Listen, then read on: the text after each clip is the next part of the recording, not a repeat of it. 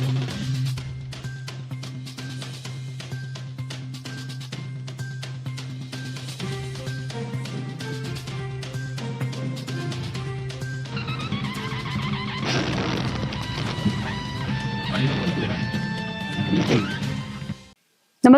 आपण पाहता हिरकणी न्यूज.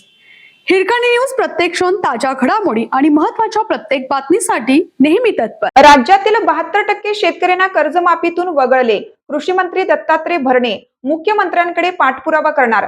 कर्जमाफी योजनेतील जाचक अटींमुळे राज्यातील 70%हून अधिक शेतकरी लाभापासून वंचित राहणार असून मुख्यमंत्री देवेंद्र फडणवीस यांनी शेतकऱ्यांची फसवणूक केल्याचा आरोप अखिल भारतीय किसान महासभेनं शुक्रवारी केला. कर्जमाफी योजनेतील जाचक अटी रद्द करण्यासह देवस्थान जमीन कायदा, पीक विमा रद्द केलेला ट्रिगर पुन्हा लागू करावा. पेसा मोबिलायझर पदे रद्द करण्याचा निर्णय मागे घेण्याची मागणी किसान सभेचे नेते डॉक्टर अजित नवले यांनी पत्रकार परिषदेत केली.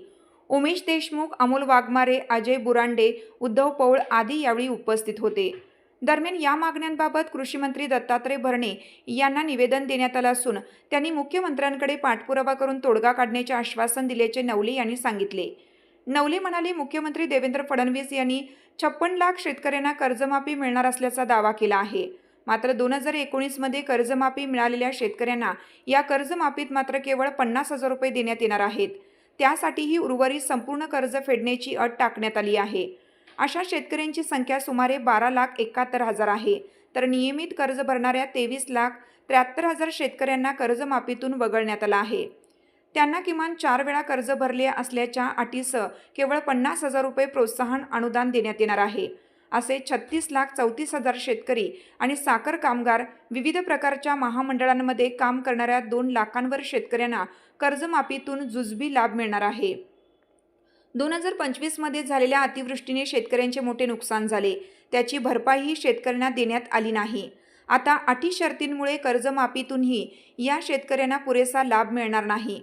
मुख्यमंत्री 7/12 कोरा करण्याचे आश्वासन देतात. अटींमुळे केवळ 1% शेतकऱ्यांना फटका बसत असल्याचा दावा करतात. प्रत्यक्षात मात्र राज्यातील 70% शेतकरी कर्जमाफी योजनेतून वगळले जाणार आहेत.